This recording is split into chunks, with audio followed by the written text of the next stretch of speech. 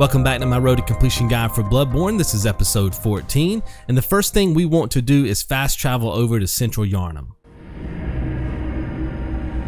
Now, as soon as you make it over to Central Yharnam, you're going to be attacked by this enemy, so just be ready.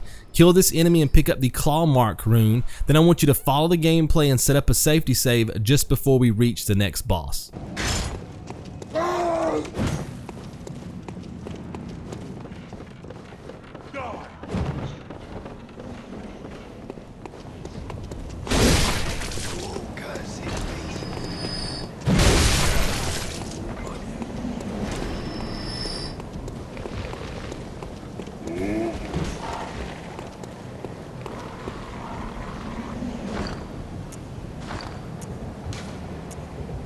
So this boss is extremely easy because at this point in the game, you guys have a crazy amount of strength. You've got your Hunter Axe fortified with some good blood gems. So it's only going to take 3 charged R2s with the Hunter Axe extended to kill this boss.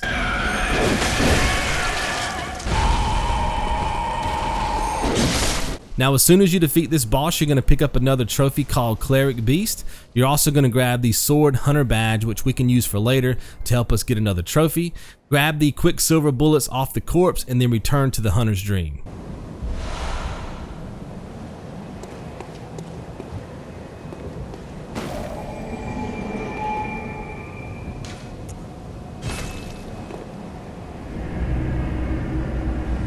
Now we can purchase some more Bold Hunter's Mark from the Bath Messenger. Just make sure that you buy as many as you can, spend all your blood echoes. Then I want you to fast travel over to Murgo's left middle.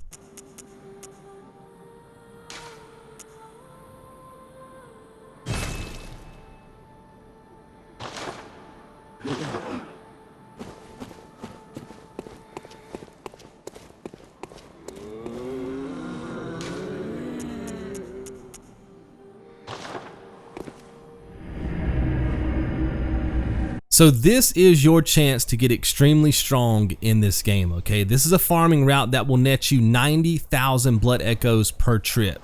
The good thing about this farming spot is that most of the enemies drop blood vials. That means you'll be able to collect 90,000 blood echoes and you should never run out of health, okay? Remember, our goal is to farm 90,000 blood echoes, use a Bold Hunter's Mark, and never have to return back to the Hunter's Dream. Remember, anytime we have to do that, it costs us a loading screen.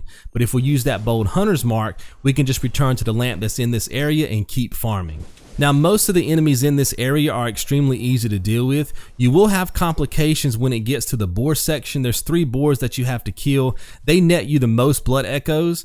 The first one's going to be easy because that boar's back is towards you, so you can just go up behind it, get a backstab, do a visceral attack, repeat until that boar is dead. The real problem is going to be the final 2 boars. The problem is that they can charge you, and if they connect, they can kill you in one hit.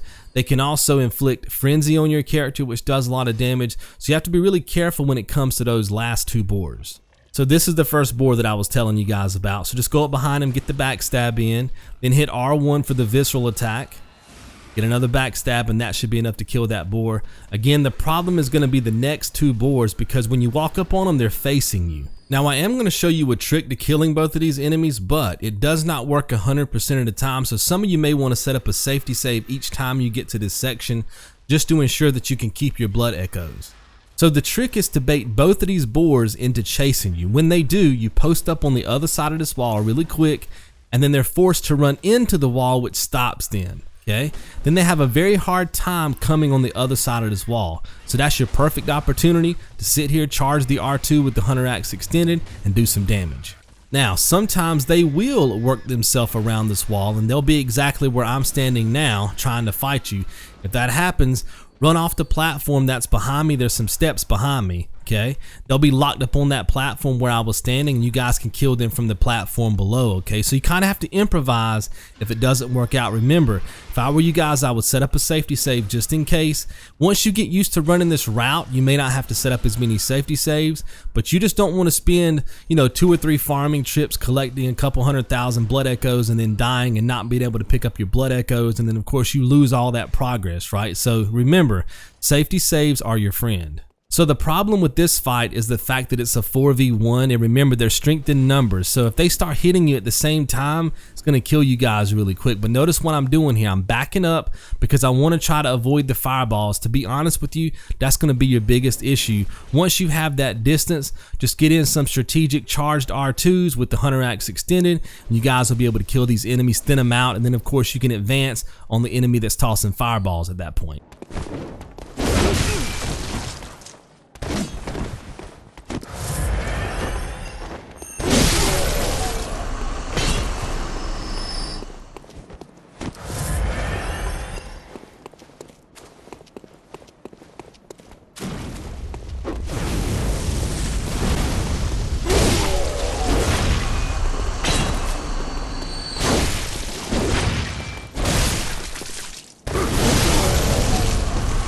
After you kill these enemies, there's a path to the left where you can fight 2 more shadows.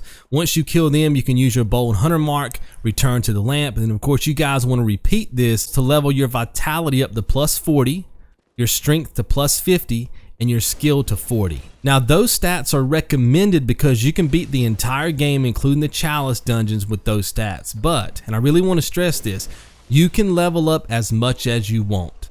Now, if you want my advice, I would just continue with the run. I would farm, get my vitality to 40, strength 50, skill 40, and then I will continue with the guide, okay? If you can make it through the entire game without having to farm longer than you need to, it's going to save you a ton of time for getting your platinum. If at any point along the way you feel like, man, the enemies are getting the best of me, I'm having a rough time, then you can always come back and farm this route later.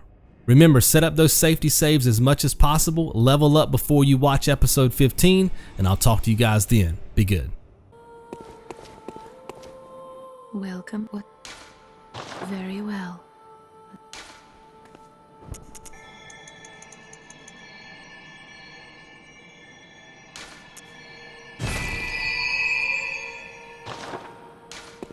Farewell.